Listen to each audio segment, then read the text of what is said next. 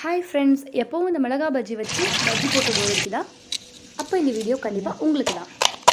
இன்றைக்கி நம்ம கோயம்புத்தூர் ஸ்பெஷல் மிர்ச்சி பஜ்ஜி தான் ட்ரை பண்ண போகிறோம். இதுக்கு தேவையான பொருட்கள்லாம் ஃபஸ்ட்டு பார்த்துடலாம்.